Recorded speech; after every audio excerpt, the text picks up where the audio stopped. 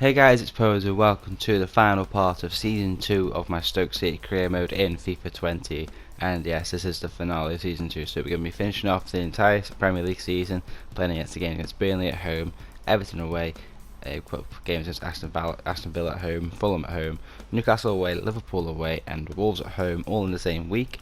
And we finish off with Leeds away, Manchester United away, and the last game of the season is against Arsenal at home. And Manchester United and Arsenal will both be the livecom games, and that Arsenal game is going to be a very crucial game of the season to see who gets Europa League or not, because currently we're still occupying the 5th place spot, only 4 points behind Liverpool with a game in hand over us in the Champions League spots. Manchester United still lead the way ahead of Manchester City by 7 points, although Man City have a game in hand. Chelsea and Arsenal are behind us by 1 and 3 points respectively between those teams. But down the bottom of the table though, the relegation fight is on, with Leeds United, Fulham and Bournemouth currently occupying the relegation spots, and Watford and Crystal Palace are also in that mix too. But we'll start off though, we do have our home game against Burnley, who, when we went to them at Turf Moor, we did absolutely batter them by beating them by 9 goals to 2, and Burnley be wanting to get some sort of revenge for that defeat I handed on to them. But we'll start off though, only 21 minutes in, Cutrone squares the ball up to his Italian teammate is Sandro Tonali, gets our first goal of the episode and gets us in the first goal of the game, puts us 1-0 in front, and Captain Fantastic is there in the right place at the right time yet again to see us in front and on track for hopefully another 3 points. Not too far later, DeMarco swings the ball in and Ashley Barnes is there with a header in. It's a poor mistake from Butland, he couldn't get hold of the ball, and from that mistake Ashley Barnes can nod Burnley on level terms only 10 or 11 minutes later, after Tonali scored in the first half. It's a poor mistake of Butland, he could have just caught that, but he just fumbled it and it ended up in the back of the net. And it was the same mistake again, Butland at the heart of the mistake again, trying to roll the ball out to Torunariga, but it's too far ahead of him, and Dalvez gets a touch past everybody and he smashed it into the net. It was probably my fault too, because I was taking Ben Davies on a little of a wander after he won the ball back. I wasn't paying attention to the players, more like Butland hopefully to save it, but Burnley do go into the lead. Into the second half though, Ashley Barnes there again to get Burnley 2 goals in front now, and they are going to try and hand a defeat to us after we absolutely thumped them at Turf Moor, and they're going to do their best to do that. Ashley Barnes, right place, right time, and they put them 2 goals in front. And we weren't done there, Ashley Barnes completes his hat-trick in only 11 minutes into the second half. He gets Burnley's 4th goal of the game, wasn't switched on, and Butland was not getting anywhere near that. It was a brilliant finish, it was a lovely passing move from Burnley. We do want to get a consolation goal in this game though. Cutrone, who's going for that record, managed to get another one to his tally for the season by banging that one in to the back of the net, putting a lovely through ball and obviously using his strength and pace really well to push the defenders away. A bit too close to the keeper, but it went past Nick Pope in the end anyway, so all that matters is that he's got another goal to his tally, 23 so far for the season. But like I say, that was just a consolation goal, and we do end up losing to Burnley, and they did hand the defeat to us, but like I say, I think we won, what was it, 11-6 on aggregate across both games, so quite a cracking fixture between both teams throughout the whole season. Next up is Goodison Park, we'll go to play against Everton, and another team is going to be pushing for some sort of Europa League football or some sort of European football towards the end of the season, but we need to try and stop them from doing that. But it is Everton that gets the lead. Under half an hour they put themselves in front, and it's a brilliant finish from the Everton man, and we do go behind. I think it's Loren there. Loren puts the ball past Butland, and Butland's conceded 5 now in the space of 2 games, and this is why maybe getting rid of Butland in the transfer window in the summer might be a good, crucial idea. Then into the second half, early second half, Rekic there brings down Cutrone in the box, and he gets us a penalty and a chance for us to go back on level terms, and who else but Cutrone to step up and try to fire us back on level terms. He's got to go for a record, and he's got to go for his 24th goal of the season. So he steps up against Pickford and he tucks it into that corner, sends Pickford the wrong way, and we do get ourselves back on level terms and starting to quieten down the whole Everton fans trying to put him off in that penalty. But that goal was short-lived. For the moments into the end of the second half, the ball given away by Tyler Adams, and Bowdy couldn't win it back, and the ball played across the pitch to Richarlison, and Richarlison brought it into the net, and Butland was totally out of position there, and he was getting nowhere to that shot. It was more to his left of the goal when Richarlison took that shot on. He was moving over the goal, And the shot came in from Richarlison, and Bolton wasn't saving that. No keeper would have saved that after in that awful positioning. But with that, that's how the game ends. We do end up losing 2 in a row, and we do lose to Everton, and we suffer another defeat. And 2 in a row, not heard of this season. We don't really lose that many games, but next up was Aston Villa. We had to try and get some redemption after losing 2 in a row. And we start off early in the first half as Bowder slips in Catroni again, and Catroni gets another one on the score sheet for him now this season. He managed to fire himself on all cylinders and puts us in front against Aston Villa. Pretty much a local team. We're playing against a local rivalry-ish in the Premier League as much as you can get, but we are facing Wolves in this episode too. Tymon is in the defence, and as you see there, Callum Hudson-Odoi burns him for pace before playing it across to David Trezeguet, before David Trezeguet can poke it in past Butland, and now Butland's conceding about 7 goals in 3 games, and you can see probably why I should need a replacement goalkeeper, and maybe I need to look for that as a serious option for next season, as Aston Villa equalise only 3 minutes after we took the lead.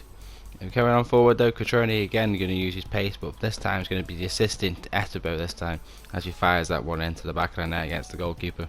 It's a beautiful pass from Catroni to playing through. The way he did, the weight of the pass was brilliant to squeeze past 2 defenders, play it in front of him just in time, and then Peter Etebo could take the shot on. Look at the pass again, between 2 defenders. So Etebo takes a touch and blasts it in, and we do regain our lead, 2-1 up, and not long after that we needed to get more. Etebo's there again, doing a little bit of a drag back, and then Tyrone Mings brings him down in the box, and we get another chance, another penalty, and you know who's going to step up to take this.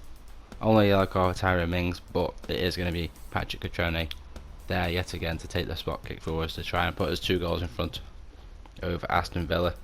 He's got to keep going for that record, and he's against Kalinic and thinking goal. All he's got to do is stick it in. I'm going to go for that top left corner. He hits it straight in, no questions asked. Patrick Catroni, another one for his tally for the season now. He's there up to 26 goals, only 6 off the total. All we need to do is keep pushing on, and you never know, we could hit the record in this episode. It is possible with how many games we have left. Wasn't in long though into the second half. No House is the man to put Aston Villa back in the game with that lovely strike and lovely passing move from Aston Villa to fire it past Butland. And I thought I could hold on for all 3 points right towards the end of the game. I win the ball literally low into the last minute of stoppage time, and Wesley goes footed in to try to win the ball, and David Trezeguet sees the run from Wesley, playing lovely 1-2s between them. And then Wesley piles it low to the floor, low to the ground, and goes underneath Butland, and that gives Aston Villa probably a well-deserved point because they were pressuring all game, and they managed to just about sneak a point again against us. And we only picked up 1 point out of the last 9, and don't forget we're supposed to be going for Europe. Our fans are not going to be happy if we don't get Europe, since we're pushing for that all the way through this season.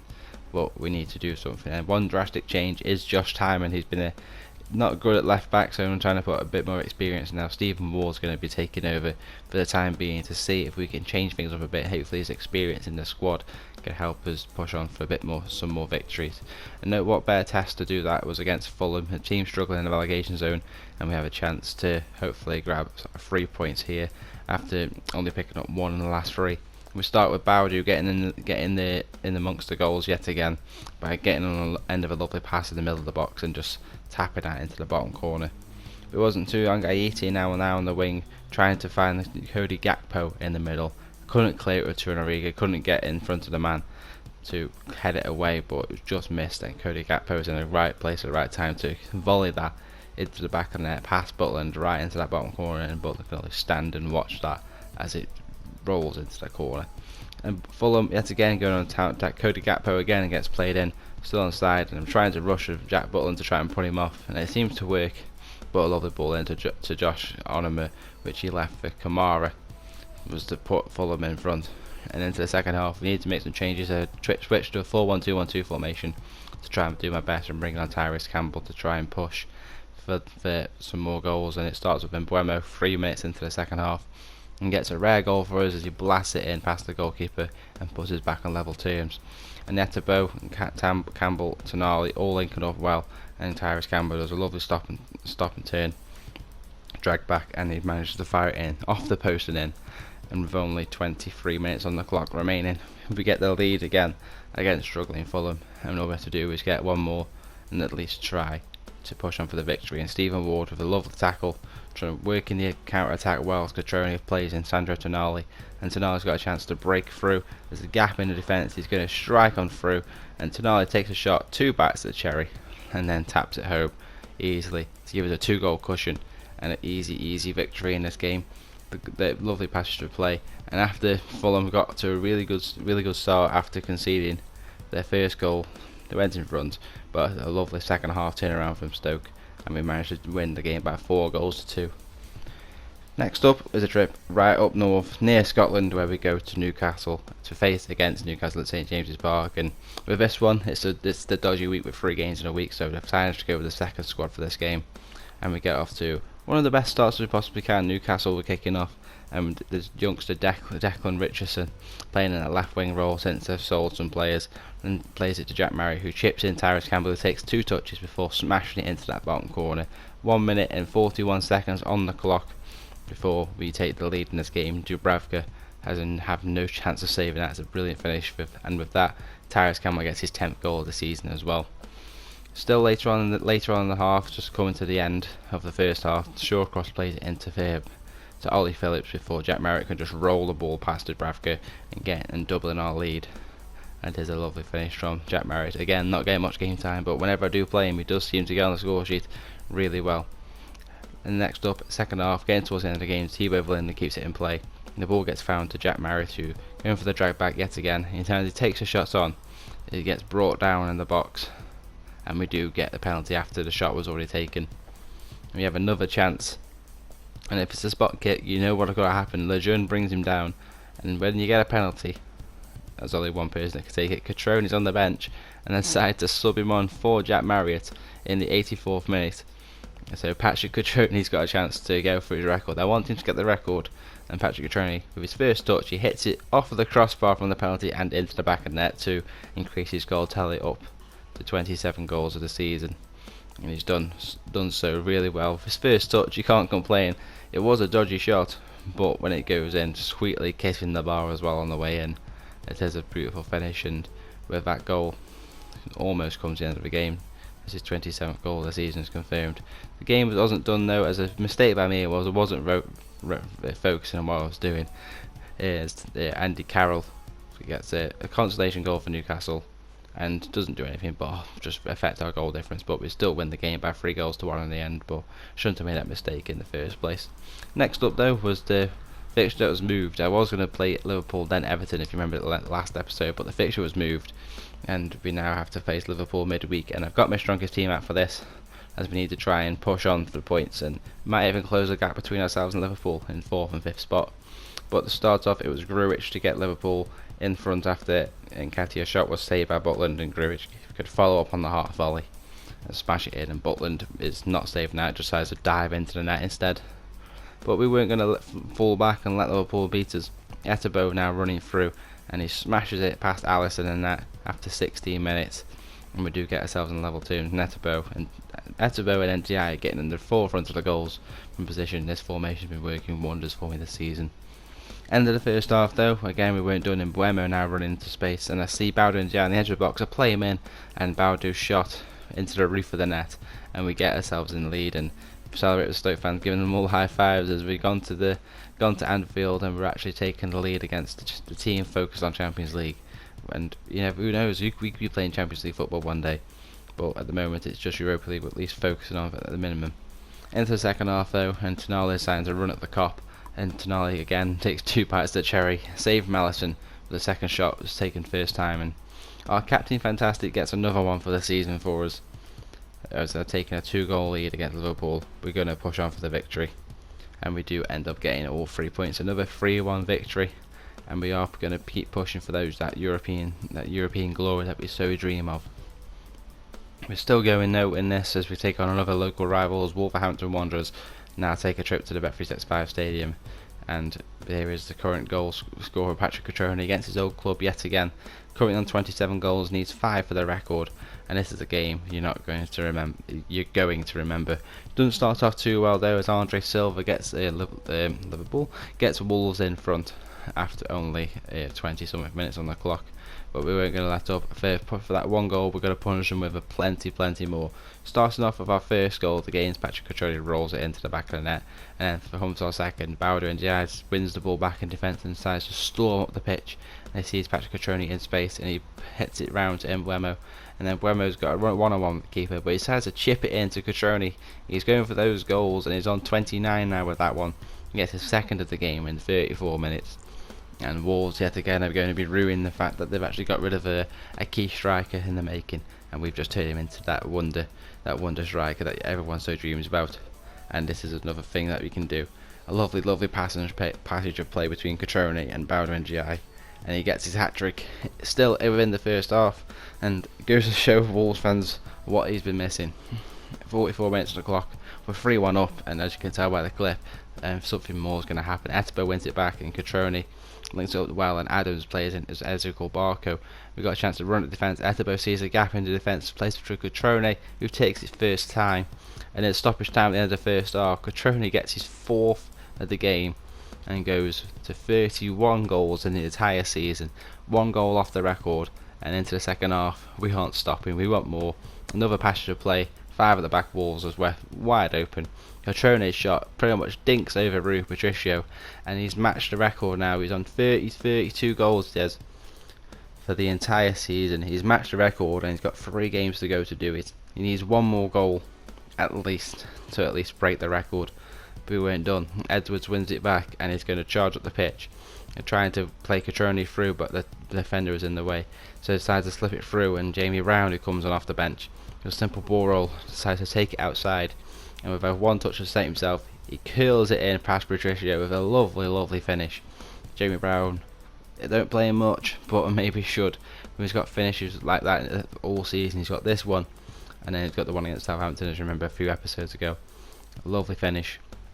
And we're 6-1 up now against Wolves, and we still weren't done. Davies wins it back, plays a long ball up the pitch to Tyrese Campbell, who come off the bench. In another drag back, passes Johnson in defence, and he's fired it in, smashed it past Patricio, and we get a 7th goal.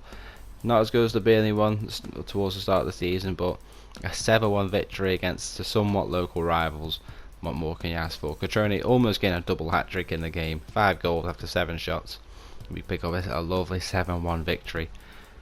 And we got a bit more good news as well. Coming to the end of the season, Tyrone Malacia's injury he has recovered from his injury, so he's going to get the next start, which is against Leeds United, and against Leeds United, who are in the relegation zone still at the bottom of the table, and they still need to win. If they don't win this game, Leeds United do get relegated. And this was a very tough match for me as well. It took to the 58 minutes to even create something. There's a lovely 1-2-3 pass between Tonali, Cutrone and Etebo. And Etebo's gasping for everything he's got, but he decides to slot it into the bottom corner, and we do take the lead in this game. Obviously, so far as it stands, Leeds United are getting relegated with the 1 goal that we've scored, and they will be going down to the Championship to try and fight again to return this next season. We weren't done. After go 1-0 up, the chances came a bit thick and fast now. Etebo gets another chance in the box. He does a lovely drag back, and he smashes it into the back of the net. Etebo gets his 2nd of the game, and that all shores up the fact that Leeds United will be getting relegated back down to the Championship. But we weren't done.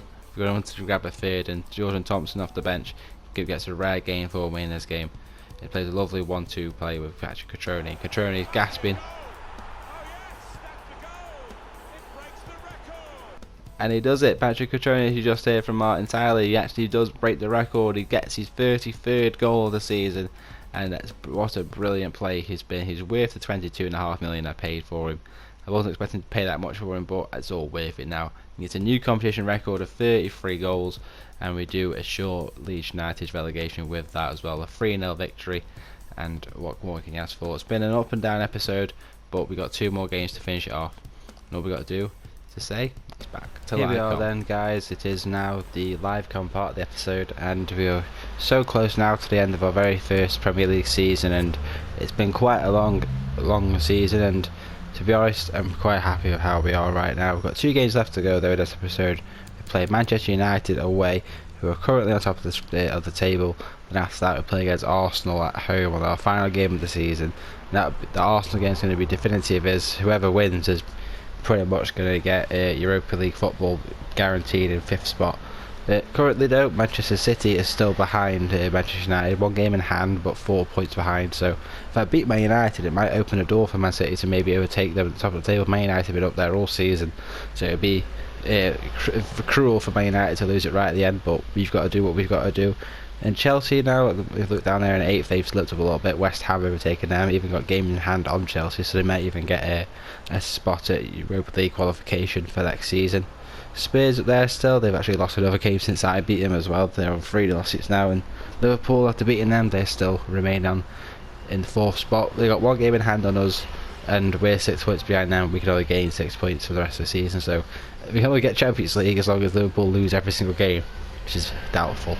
I'll look down at the other end of the table then, see what the relegation zone is like, and with that defeat against Leeds, like I said in the live com, well, the post com, sorry, Leeds have actually been relegated after defeated them. They've on 2 games remaining, they can only get 19 points, and 19 points won't lift them out of the relegation zone, so they are back down to the Championship. 3 games left for Fulham and Bournemouth to try to save their season as well.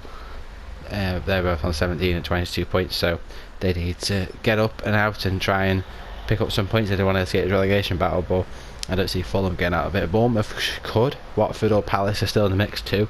I think Leicester are just about safe, I think, on the goal difference, 10 goal difference higher than pretty much everybody else below them, so I think Leicester are safe just between those final 4 teams for the last 2 spots. So next up anyway, it is Manchester United. So then guys, this is the squad I'm running with for this game going into Old Trafford. Butler in goal, we've got Tyler Adams at right back. Malacia is now back at left back after recovering from his injury. I think he recovered a lot quicker than I thought he would do, but he's back in the side nonetheless. As you know, Josh Tymon has been great for me, and Stephen Ward, he's been doing alright in that position since they've been using him after took Tymon out, but he's just not as fast as Malacia is, so it's good to have him back in the squad. It's a really great centre back with Ben Davis, and then you got Etebo in defensive mid, Tonali in centre mid with NDI, and Bueno on the right, Barker on the left, and Cutrone up front. Cutrone now has already broke the record. He's on 33 goals in this Premier League season. He's still got 2 games to go, so he might get some more goals, so you never know. Also, let's got some crucial games as you see up there. Arsenal are playing against Chelsea, so I want Chelsea now, so just do me a favour. If Chelsea can beat Arsenal, then I can go into this last game of the season with any squad I want, and it wouldn't really matter. So I really hope that. And Everton, if you could do the favour and beat Liverpool, then Liverpool only 2 losses and I can get Champions League. But it's unlikely. I'm happy with Europa League anyway. But we're going to this game now, Old Trafford. Can we knock the team on top, off the top, and maybe Man City can overtake them? You never know. Here we are then guys, now we're at Old Trafford playing against Manchester United, who are top of the table and a threat of their local rivals Man City to knock them off the top spot. It could happen, you never know. Depends if we can beat them here today to keep our Europa League dreams alive. Without further ado, let's have a look at Manchester United's lineup. Here's the lineup then, it's David De Gea in goal, Wan-Bissaka, Sergio Ramos, Jimenez and Danny Rose at the back, Blaise Matuidi and Fred in defensive mid, Muller, Mata and Bernard on the midfield, and Insigne up front. Still got players, we've got Greenwood on the bench, Maguire's there as well, João Pedro, Javi Martinez. It's a very strong Man United side. I can see where they're top of the table. They've got an insane lineup, and that's a team that could be champions of England for this season. Let's go into it then. Let's see if we can get a win against potential champions this season. Up the Potters, let's go. Match that's a duel between 2 players who could make life very difficult for the defenders on show today. Baudu, wide is Emblemo. Her ball in. A good ball in maybe. It is a good ball in. Cutrone gets another one for the season. I didn't think Cutrone would get his head on that. But Patrick Cutrone has got another one. 34 goals in his Premier League season for the Italian striker Patrick Cutrone. Ball played out to the right to Emblemo. He plays it in 2 touches, 1 to set himself and 1 to swing it in, and Patrick Cutrone is there with his head and nods it past David De Gea in goal. I can't believe we're saying this, but we do actually take the lead against Manchester United. And there's confirmation, it's 34 goals in the Premier League for Patrick Cutrone. What a signing he's been. I can't believe how the money I've spent on him is absolutely worth it. It's 1-0 to Stoke. Insigne. Out wide is Bernard. Playing it inside. Can't get the right player on my connection there. And Manchester United get the equaliser. I wanted to switch to a player in my back line, but none of them was getting picked up with the marker, so I couldn't get a chance to block the shot. I wanted to control Davies, who wasn't letting me. By the time I got a chance to, the ball's already fell to Insigne, and he can just poke it past Butland in goal. And with that goal from Insigne, it's tied the game up at 1-1. Insigne gets his first Premier League goal of the season as well with that. In half an hour it's 1-1. Tonali's won it. We've got back. Bowder and Jai. Drag it back. Charging it, Fred. Bowder's got some space. Can he have a shot? Oh, it's a brilliant goal from Bowder. I really didn't think that would go all the way through, but it did. Bowder and Diaz has got such a powerful shot on him. When he does shoot in those positions, you can expect a goal from him. Those travelling Stoke fans are going to be happy with the fact they've regained the lead. Bowder drags it back against Fred, runs it into the D and picks his spot in that far corner, and David De Gea cannot get a hand to it.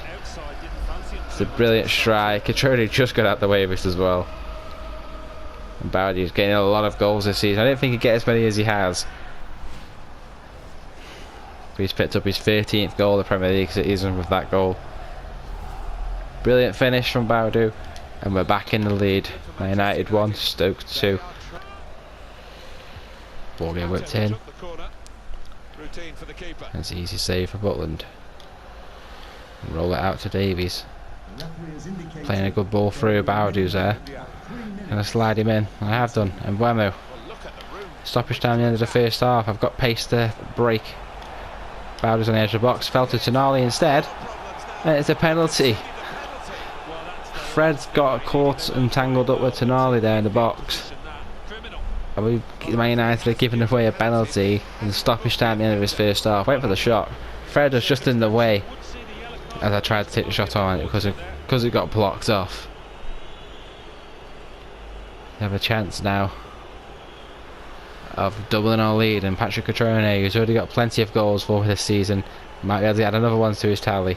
Cutrone steps up. It's in the back of the net. Patrick Cutrone gets yet another goal, a second goal of the game with a spot kick.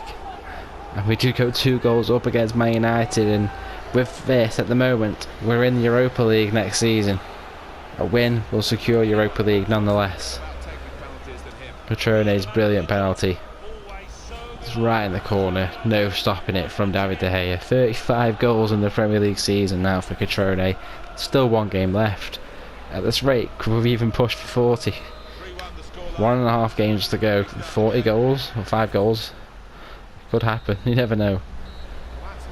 But there's a half-time whistle. Man United fans all the way around are going to be booing and going to be mad with us, because at the moment Man City might be cheering in the background for them because they're behind at the break. 2 goals from Patrick Cutrone takes his tally for 35 goals of the season. And so far, we're playing Europa League football next season as well. Half time, Man United 1, Stoke 3. Second half, all we've got to do is just keep hold of this lead, and Europa League is ours next season. Well, last year, Tonali and Barco linking up well. To Enrique, to Bowder.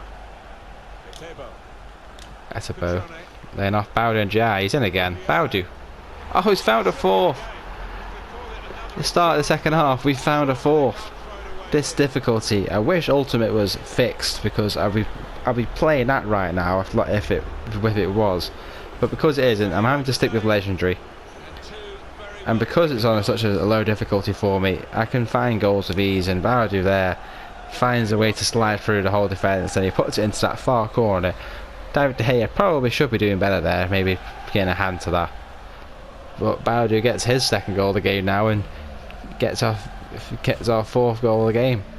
and his 14th of the season. Europa League football is definitely ours now. It's ours to lose at this point. It's 4-1. Well, Mata intercepted by Baudu, lost it to Insigne. Insigne tries to slide Bellarabi in. Ball's in. Away from Torunariga. And Buemo gets a good chest touch there to play it around the defender. And we're breaking yet again. Counter-attacking football is the way I like it. We're going with Etebo. He's not stopping. Cutrone. He's not stopping. Cutrone! He's got his hat-trick. 5-1 to Stoke. Next season looks bright if they keep this man at the club. 5-1 up against a team on top of the table. Manchester City fans are going to be loving life at the moment. The fact that they could probably take over Manchester United in the table. Ball played through from Etebo. Cutrone on his left foot could just hit it into the corner, off the post as well, just to sweeten the deal. Cutrone gets his hat-trick. He gets our 5th goal of the game, and Europa League football is coming to the Bet365 next season. 36 goals in the Premier League now. 5-1 to Stoke, but not going to get past this defence. They've been superb all season. Hadn't really been too bad really. There've been some occasions where they could have been a lot better, but to be 5th in the Premier League, first season back, it's just what you love to see. Baudu picks the ball off here. He's got a chance to go for his hat-trick now. Gets past the defender. Baudu and Jai. Oh, it's a good shot and a good save from De Gea. Had I thought he had to go for glory there. Baudu with a lovely step over. He takes the shot on with his left foot and De Gea gets his right hand to it. We win the ball in now. Ball comes in. Tonali's there to meet it. So is Sergio Ramos. Mata gets it up the pitch. But I don't think we're done yet. Tonali's picked the ball off. We want more. Tonali. I tried to play it through to Etebo, but it doesn't want to carry on. The ref's had enough. He puts Man United out the misery. And we do finish the game 5-1 victors. This man grabbing 3 of them. I'll do with the other 2. So then this is the post-match interview after defeating Man United by 5-1. Stupid cars outside. I've got my window open, so it's too bloody hot. Hat-trick is something we rarely see nowadays.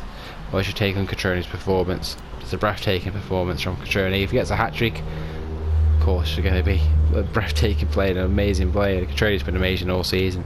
Been a great signing for me. Stoke is unbeaten so far in the Premier League, or we aren't unbeaten in the Premier League. So I'm just going to skip that question. To defeat an opponent like Manchester United and score 5 goals is nothing short of remarkable, because Stoke City keep these kind of results up long term. Of course we can. We will certainly do our best. Stoke City will always try to live up to the high expectations, and if today is any indication, we are on the right path. That'll be all. I think we are on the right path with winning that game. Right, let's have a look at the Premier League table then and see what is going on. It looks like Liverpool did manage to win their game. I didn't see any other score updates from the game they played against Everton, but obviously it looks like they won their game. Just trying to find the result. And they did. They won 2-1 against Everton, and Arsenal beat Chelsea as well. So Arsenal still have an extra game in hand on me as well. So I'm just trying to work it out. I'm pretty sure Europa League football is secured now. I can get up to a max of 80 points. Arsenal can go up to a max of 79 points. West Ham can go up to 75 points, and Chelsea can only go up to 68 points. So that is where we are. I apologise for the noise outside. I have to say I've got my window open because it's really hot in England at the moment, so I need a window open, need some air in this room. Manchester United on top though still, just 2 games in hand Manchester City have on Manchester United, and only 4 points behind, and the teams Man City have to play as well. Let's have a look who they do have to play. West Ham is one of them there at the bottom. Newcastle as well away from home. Then the final game of the season they'll be playing against Leicester at home. So those 3 games are all winnable for Man City. So they could probably be Premier League champions this season as long as they can win all those games. Manchester United have Spurs on the last game of the season too. So that's going to be tough for them to try and keep hold of the top spot. Liverpool and everyone else in top 4 have got their Champions League spots. I can't overtake Liverpool now since they won. Damn it. But yeah, Europa League is pretty much secure now as long as we get at least a draw against Arsenal. Because if you lose to Arsenal and Arsenal win their next game too, then we will fall off the 5th spot and into 6th when we have to qualify for the group stages in Europe. Right, let's advance forward then to this last game of the season. I think I can't fit any more training sessions in before this last game. As the game, it falls on a Sunday. That doesn't help. We're going to go into this game against Arsenal, see what the Premier League table looks like after this. There it stands then.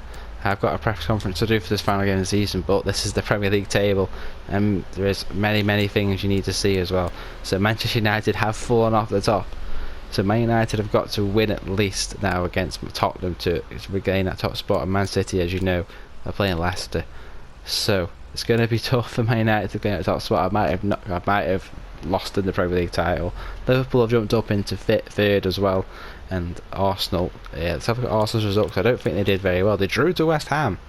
That is beneficial then, because even if Arsenal beat me, it depends on by what margin.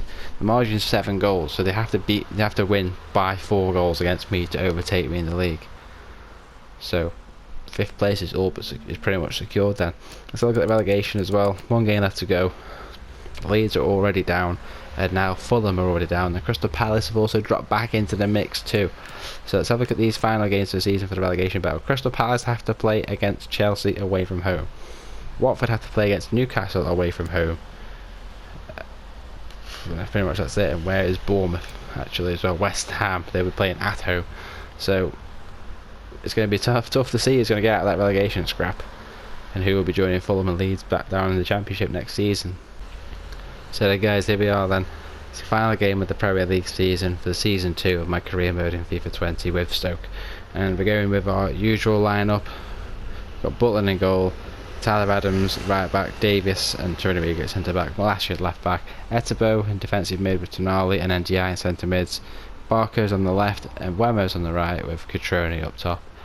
Strong squad, and I know I can get something about this as well. And also I need to do one more thing. Since it is coming up to his retirement, I need to bring somebody into the substitutes, so I will be bringing him on. Where is he?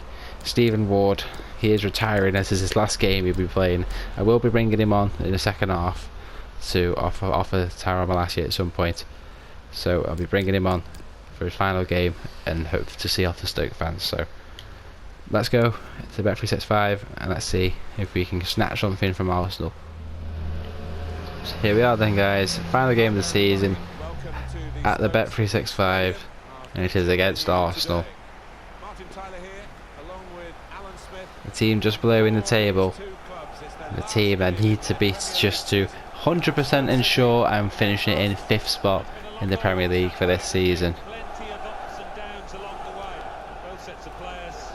It's going to be a tough game. They did knock me out of the FA Cup 4th round as well, quite comfortably since I played a rotation side, but this is my strongest squad, so we'll be doing the best as I can.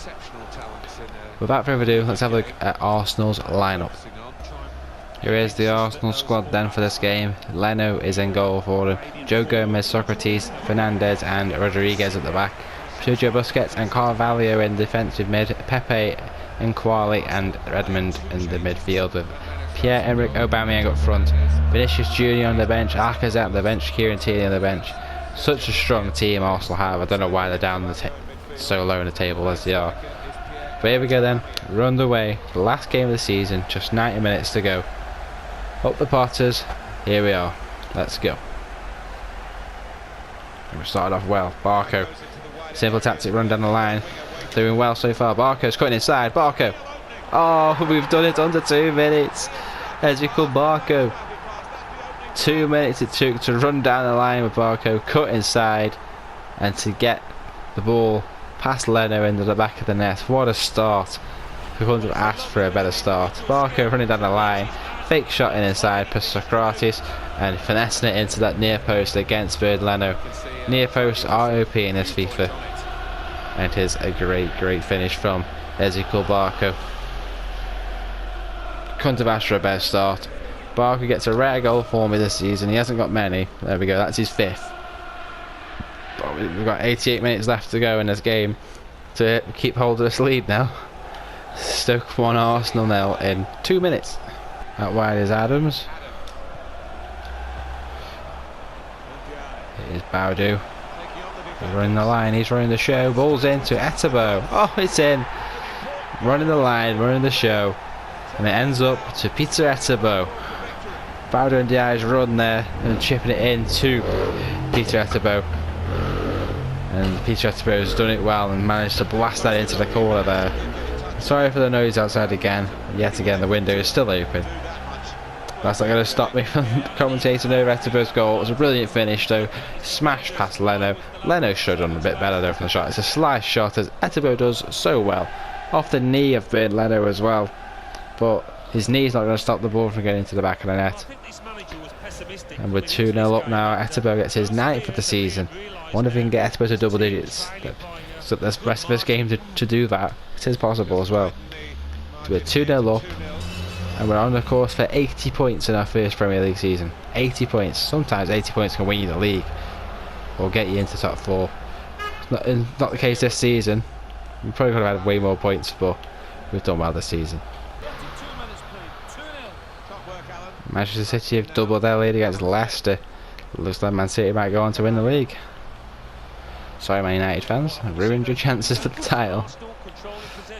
Pepe balls into Aubameyang. He's played it back to Busquets though, trying to cut our defence open as Aubameyang. And Aubameyang does slot the ball into the back of the net. I was commentating over that Manchester City penalty there against Leicester for a game against Leicester. Wasn't concentrating too much. The ball was played back to Busquets, and in between the two defenders was Aubameyang, and his first time shot can go into the corner past Jack Butland. He hasn't kept too many clean sheets this season. Butland hasn't. He's made quite a few mistakes too. But hopefully that one is not a costly one. Because now it's Stoke 2, Arsenal 1, and that's Aubameyang's 10th of the season. Ball's played to Tonali. Slept in, Cutrone. It's too easy at this point. This difficulty is way too easy, and I've said that many times before. And Cutrone is going to get as many goals as he can for this season. He's not stopping here. Barco plays the ball into Tonali, and we're both playing it running across the D, and Tonali finds space, and not plenty of space in the box there, and he takes just a very soft touch, and it's a touch just enough to beat Leno, and we do get another goal in this game. 3-1 up. Cutrone gets his 37th for the season. It's too easy at this point. Stoke 3, Arsenal 1. There's Pepe. Malachi doing well to win the ball back off him. Tonali out wide is Barco. Can you get past Busquets? Of course he can get past Busquets. Busquets has got nowhere near the speed Barco has, and Barco's going to run in behind now. Can he pull it back as well? Cutrone's waiting. It's too easy now. Cutrone gets another one. We are 4-1 up, and it's not even half time. I was expecting more of a challenge from Arsenal. But you guys are going to have to let me know what I could do to make it harder for himself without putting on ultimate difficulty, because ultimate difficulty is just messed up. Barco runs to the byline, Barco does. And I'm there waiting is Patrick Cutrone to get his 38th goal of the Premier League season. I was worried that Cutrone might not even get the record for the majority of this episode. But he's done it with ease, and he's absolutely smashed it out the park. Cutrone, there's his 38th goal. The 4th for us in this game. 4-1. Can't get past William Carvalho. But it is half time, and it's another big scoreline. It is 4-1 to us. And the last time we had the scoreline was the last time we were at home as well, which is against Wolves. We were 4-1 up at half time. These fans are used to a lot for goals. Ollie. Manchester City I've just got another goal. 4-0 up Man City are. They've won the title now. I didn't think they'd lose it when I beat Man United. So they're 4-0 up now. Malachia's down the line to Barco. Get some support, and we're in the middle with the support. There's Baudu. Ball's in. Cutrone. He dribbles round them. Oh, it's a brilliant finish from Patrick Cutrone. He gets his hat-trick, and he gets his 39th of the season. He's one off that 40 mark. I was making jokes in the Man United game as to whether he can even get 40 goals in the last whatever time he had remaining. now he's just one off it and he's got 15 in-game minutes to go, and to try and get that 40th goal of the season. It's a brilliant finish. Cutrone turned well. I didn't expect that strike to go in like it did, but it did fly into that corner, and the Bootham end is up on their feet. With 5-1 up, Cutrone is one off 40 goals in the Premier League season. Can that even be done again? Can that even be broken? 5-1. Here we are then. Here's the sub I promised you. It's Tyrone Malacia off, and Stephen Ward, a retiree, is going to come on for his last game for us. It's been good when we needed him, and now he's going to get a final few minutes to run out against Arsenal and celebrate with everybody in the stadium. In fact, we're getting Europa League football, and he might be called into action straight away. He's got to defend against Joe Gomez. Ball's been whipped in. It's headed away by Tyler Adams. Gives it to Pepe. In behind is Vinicius Jr. Tries to turn inside. William Carvalho. Pepe's flipped it up to himself. Stephen Ward goes to get it away just about, and we've got a few minutes left. Can Cutrone get his final goal? Here is Cutrone for 40 Premier League goals. He's done it! Patrick Cutrone has got 40 Premier League goals in a season. He's not quitting. He's going to run over the Stoke fans and celebrate it in literally the last minute of the game. Cutrone can break past Ainsley Maitland-Niles. The game's already won, and he's going to smash that into the near post. We're 6-1 up against Arsenal. I'm sorry it's so easy for me, but what can I do about it? Patrick Cutrone, 40 Premier League goals. 4-0 Premier League goals. That is unthinkable. But this man has done it. 6-1. It's game over. Ref, blow your whistle. And there we go. Stoke fans are cheering the fact, not only the fact we absolutely demolished Arsenal, but we've got Europa League football next season. 4 shots, 4 on target for Cutrone. He gets the match ball. 6-1 victors. That's the end of the season. So here we are, the final post-match interview of the second season in charge of Stoke. Congratulations on qualifying for the Europa League. How happy are you to bring the Europa League football to this !1s to Stoke City? We achieved. We should have been higher. Nah. Congrats to the boys for making our fans proud today. It was a tough season, and we're happy to know next year we'll bring European nights to the club and our fans. Well done to the boys. Why didn't we get to see Marriott play today? Just didn't really bring him on, did I? I wanted Cutrone to get his 40 goals. Team comes first. My goal is to win, and I always put the team's ambitions first. Each match requires a different tactic, and even though I didn't see Marriott out there today, that doesn't mean he's out of the squad for good. Such a great result and 4 amazing goals scored by Cutrone. Any comments on his performance? He's just a tank. Cutrone is a superstar. Cutrone is a superstar. No one can deny it. And after a performance like that today, he was absolutely unstoppable, and he single-handedly won us the game. And that's it for all the post-match interviews this season. And that comes to the end of the season, and we're going to have a look at this final Premier League table as well and see how everyone finished up. And it is Manchester City who are the champions of England at this point. Couldn't get much else done. I'm going to scroll down to see all the results for the final game of the season as well. Man United did win by 1-0 against Spurs, but where is it? Manchester City won 4-0 against Leicester as well. But the good thing is, I've actually just seen this as well. Manchester City may have got 104 goals, but we got 103 goals in 5th. That's absolutely insane.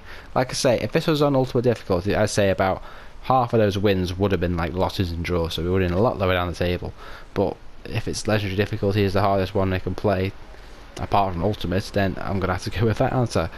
Manchester United finishing second at 99 points, missing out by 2 points over their rivals Man City. But I'm sorry for Man United fans for beating you by 5-1, but I did beat Man City by 4-1 earlier last episode too, so it was coming. Liverpool finished off in 3rd spot, and 4 points behind them is Spurs, who finished off in 4th. And I finished myself in 5th spot over Arsenal by 6 points, clear of Arsenal in the end. West Ham get also a reasonable 7th place. I think they also get the chance for qualify for the Europa League group stages as well, finishing in 7th. Arsenal will have the chance to do that as well. Chelsea also finishing in 8th spot.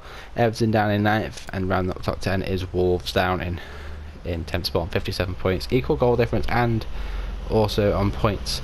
so it'd go off goals scored, wouldn't it? So that's why Everton are overtaking Wolves. Newcastle in 11th, Brighton in 12th. There's a big 16-point gap between Brighton and Newcastle in those two positions, so it's two different parts of the table at that point. Burnley, Aston Villa, and Leicester also survive, and close my eyes and scroll down to the bottom of the table, and we see Crystal Palace is the team to get relegated alongside Fulham and Leeds. Let's see if we can find all the results. Palace managed to get a 1-1 draw against Chelsea. Watford managed to get a 1-1 draw as well against Newcastle, and Bournemouth lost against West Ham. So it was almost Bournemouth. If Palace just scored one more goal, it'd be Bournemouth that were getting relegated. But instead, Crystal Palace are the team to go down. I said as well last episode they sold Wilfried Zaha for 50 million in the transfer window. Probably shouldn't have done that if you wanted to stay up. And their team were already in relegation zone at that point anyway, so don't know why you get rid of him if you want to try and stay up. But that is the final Premier League standings. I'm going to go around all the other competitions as well. I'm just going to sim forward and get those competitions finished so you can see all the results. I've also got a couple of emails as well we need to look at. Stoke saying great work, just wanted to thank you for helping the club reach one of its brand exposure goals that we set out to accomplish this season. You're welcome. And we also get prize money. This is for the Premier League, so let's have a look how much we get. We get, for 5th place, we get £163 million, £241,555 in total. That's going to be great for the budget, as if we can get all of that, it'd be absolutely brilliant. With Europa League, I want to see a big sizable budget next season. So that'd be great to carry over. I want to know how much money I'm also taking over with me into next season, which is 14.8 million with a little bit extra as well in sort of a wage budget. So if I knock that down a little bit, I'm taking about £15 million with me, so I'm going to set the wage budget back to that. And yeah, like I said, let's sim forward to the end of the season. Alright then guys, now I've simmed forward now, I'm going to go through all the competitions that we were a part of to start with, and the ones obviously we went after. So I'm going to look at the Super Cup, Champions League and the Europa League as well, see what there is, who won those competitions as well. So I'll start off with the FA Cup. As we know, we went out in the 4th round to Arsenal, and it ends up being Liverpool beating Manchester City by 2-1 in the final of the FA Cup. It's another final between Man City and Liverpool, and this time Manchester City beat Liverpool to win the Carabao Cup. UEFA Super Cup winners were Real Madrid beating Manchester United 2-1 at the start of the season. UEFA Champions League winners were Atletico Madrid beating Liverpool by 2-1, and obviously in real life, you know, Atletico Madrid beat Liverpool to knock them out of this season's Champions League. Let's have a look at the road they took as well. Some teams in there, Arsenal there get knocked out to Bayern, and so we did manage to beat a Champions League team by 6-1 at the very end of the season. It's absolutely crazy, but yeah, Atletico Madrid to win that, and the Europa League title belongs to Valencia. West Ham United get into the final of the Europa League, which is crazy. It's just as crazy as when Fulham did it back in like 2010, 2011 or something like that. That's just as crazy as well. So West Ham must have had a good road. Let's have a look at what they did. So West Ham beat Galatasaray in the round of 32. Then they beat Ajax in the round of 16. Then they beat Sevilla in the quarterfinals, and they beat Leverkusen in the semi-finals, and they sadly lost at the very end to Valencia. It'd be crazy to see West Ham in the Champions League next season, but that's how it is. So next up, we'll have a look at the English division starting in League 2. So then, in League 2, it is Salford, Colchester and Plymouth Argyle all getting promoted up into League 1, and it is between Swindon, Rochdale, Forest Green and Northampton Town in the playoffs to fight it out. We're going down, see where they are. Port Vale, the dirty bastards, are in 11th spot, and we go down to the very bottom of the table. It's Crewe and Grimsby that would have been relegated into the conference, but obviously in FIFA there is no conference. I wish there is FIFA conference in next year's FIFA, I hope so. But if they can get a licensing to do that, I really hope they can. Though, it would be great to do a road to glory, maybe with another team from the conference up. It's something I'm open to next season. Maybe taking the team from League 2 up to the Premier League, because I have a series in mind for that. So bear with me. Into League 1, it is Hull and Barnsley making an immediate return back into the Championship, and it is between Portsmouth, Rotherham, Ipswich and Luton Town also fighting it for that last spot in the Championship via the playoffs. Let's have a look who's been relegated from League 1 and down into League 2. It is going to be Burton Albion, Accrington Stanley, Bradford City and Scunthorpe United all going straight down back into League 2. And finally the Championship, we need to find out who's actually coming up to the Premier League with us. It's going to be Southampton and Huddersfield. Southampton went undefeated for the entire season. Southampton also beat me as well in the Carabao Cup quarter-final, so next season is going to be interesting when I play them, because they're going to have a little bit of a rivalry between them. But literally they only dropped 4 points all season. They could have hit the maximum of 138 points in the Championship season, but they dropped 4 points all season but never lost, which is absolutely insane. Huddersfield will be joining them, and it is between Cardiff City, Brentford, Nottingham Forest and Norwich, all fighting off that in the playoffs to see who's going to be joining us back into the Premier League. And obviously West Brom and Sheffield United miss out, all on 86 points with Forest and Norwich, so it's a bit crazy that is. So that the push for playoffs at the end of the season would have been mad. Stoke has been relegated though from the Championship down into League One. It says Queen's Park Rangers, Lincoln City and Millwall all dropping into League One. Lincoln City goes straight back down, and Oxford United and Sunderland survive in the Championship for another season as well. And Charlton also survive as well, 3 seasons in a row. So that's going to be crazy. So it'll be crazy to see who's going to be coming up with us with Huddersfield and Southampton, who's going to be joining us via the playoffs. So next season we'll find out, but we're not done with this season just yet.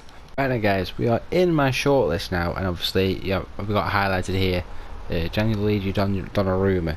He is actually coming to the end of his contract, but obviously because he's only 22 years of age, I can't bring him in on a pre-contract. But maybe, I'll leave it up to you guys. Do I sell Butland? Because he has made quite a few mistakes this season, so maybe I could sell him anyway and bring in Gianluigi Donnarumma with the helping of that Butland money next season, because he'd be a nice goalkeeper to have in. He's still young, he's 88 overall, who wouldn't want him in? And I could also get rid of Butland at the same time. And obviously I will be selling Butland to get Donnarumma in, so if you guys want me to do that, let me know in the comments below. And also Casemiro, he is obviously 29 years of age, 89 rated overall, and I can bring him in on a pre-contract if you guys agree that I should, because he's on a high wage. I can pay his wage by no means, and I thought I'd only bring him in if I do get some sort of European football, which I'm going to get some. I've got Europa League next season, so that's why I'm thinking I'm going to bring him in. So I'll leave it up to you guys. Should I bring in Casemiro on a pre-contract or not? Because if you say no, keep it a bit more realistic, that's fine by me. I can still keep it to a realistic standards for you guys, but please let me know. And also let me know about the Donnarumma one as well. So I've got quite a few players on the shortlist I want to get for next season. Obviously I won't have the budget to buy all of them, so I'm obviously about to sell to bring some certain players in. So you guys let me know. Should I sell Butland to bring Donnarumma in, and should I bring Casemiro in on a pre-contract? Right, with all that over, this comes to the end of season 2 of brilliant Stoke City career mode, and we're going into another 3rd season. Last year I did 3 seasons in 5th Stoke City career mode, and now I'll do going into my 3rd season. But I'm not going to end the season just yet, because you guys have to decide on the Casemiro and Donnarumma things for me as well. Or mainly the Casemiro one, because I can do the Donnarumma deal at the start of next season if you guys want me to do that. But it has been one brilliant season, and we managed to secure a brilliant 5th spot, and I couldn't ask for much better. I was hoping for maybe just to get a mid-table. I was targeted mid-table, and I've gone surpassed that. I was only 5 points off the Champions League spot as well. Let's have a look at the goal difference. Would if I just got 5 points extra, would my goal difference be enough to put me into Champions League? It wouldn't. But if I won some more games than I lost, then yeah, my goal difference would have been a little bit better to beat Spurs. So that'd have been crazy if I got Champions League. But we got Europa League yet again, as I did last FIFA's Stoke career mode. So we've got another Europa League run. So let me know guys down in the comments below who you want me to bring in. I know we've also had comments to bring a left back into the team as well, because obviously Josh Tyrant, his boy, isn't going to cut it for me. He's still 70 overall, so I've been training him up. He's gone up in value quite a bit since I brought him back from Cardiff from his loan spell, but I don't think he's going to cut it, so I'm probably going to bring another left back in, or somewhat of a left back in next season. Someone that can probably play left back and right back, so someone along those lines if I can. But if there's anyone you want me to bring in, leave suggestions down below for me guys. I'll happily look into it for you. And hopefully you guys have enjoyed this season and this episode of Stoke City Career Mode. If you have, make sure you leave a like account, or dislike, and let me know why I left dislike in the comments below so I can prove. If you're new, be sure to subscribe to the channel as well. Not only do these, also done some matchday vlogs for you for over the season just finished and the season before that, and it's Stoke in the Championship. So if you're missing some football action, you can always go back and check those out as well. Also got some reaction vlogs if you're also interested in them.